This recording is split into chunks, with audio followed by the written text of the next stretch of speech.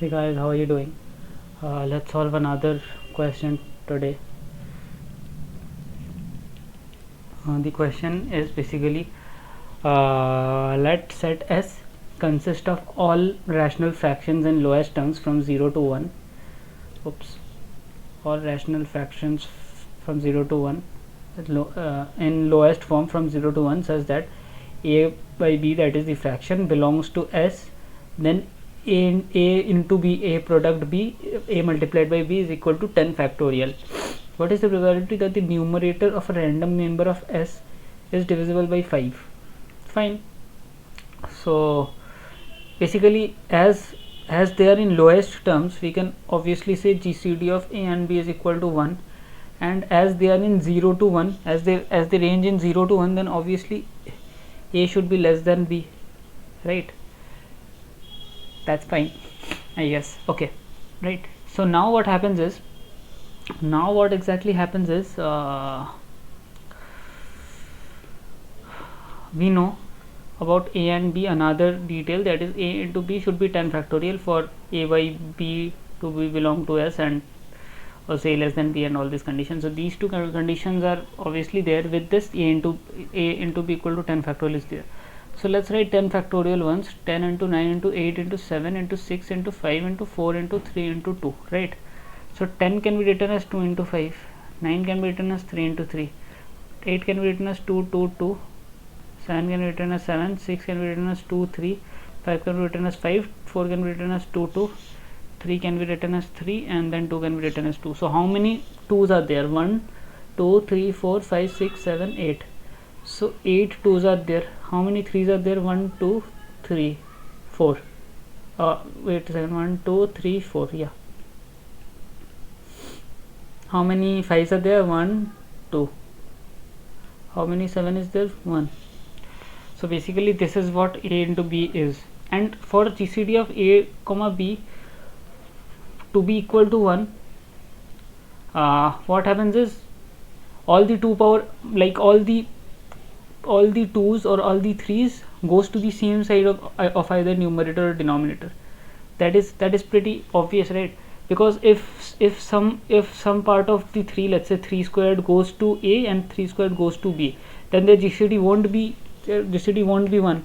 If 3 cube goes to a and 3 power 1 goes to b, then also the GCD will again not be equal to 1, obviously. So if even 1 2 goes to a, then all the 2 power 8, all the 2's will have to go to it, because the GCD is 1, right?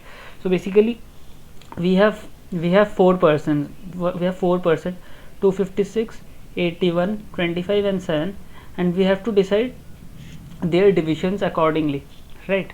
We have to think about their division. Now the main question is, first question is like, the first condition is a less than b. We took care of GCD of a comma b. Now we have a less than b, this condition, right? Okay, that's fine. So can you tell me, like, even one way in which you can multiply either any two of them and get the resulting two of them, or multiply any three of them and get the other one? Is there any way possible? No. Why is so? Because basically doing that means both of them are same value, right? So a squared equal to 2 power 8, 3 power 4, 5 square and 7 to the power 1. This can never, this, like, all those can be divided by 2, and hence we can divide them equally, but 7 cannot be divided equally, right? 7 is not able to, we cannot divide 7 equally, and hence both a and b can never be same. That is pretty much sure. So either a will be less than b or a will be greater than b. And if what is the total number of divisions which we can do? 2 to the power 4.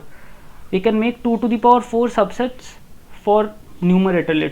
Let's say numerator can be either 250, either numerator will be 1, which is not taking any one, or it will be 7, it will be 81, it will be 256, and all the subsets which we can form out of this, right? Numerator can be all of these, and whatever numerator is, let's say numerator is n, denominator will be 10 factorial by n, right? This is obvious. So there will be when we put n equal to 10 factorial by n, then we get n here. So basically these two are equally likely to occur, like both a by b and b by a type of equations will occur in this case. What I am saying is both 2 to the power 8 into 3 power 4 by 5 square into 7 and 5 square into 7 by 2 to the power 8 into 3 to the power 4 will, these type of divisions will occur when we do 2 to the power 4, when we make all kinds of subset, right? But we want we want the only one of them in which the numerator is smaller than the denominator, right? So we only take one of them basically. So our total sample space would be 2 to the power 3, 2 to the power 4 by 2. Basically we are dividing by 2 because there are two cases, either a less than b or a greater than b, right? And in this case we can see that these two are equally likely to occur, and hence if we divide by 2 we will only get those cases in which a is less than b.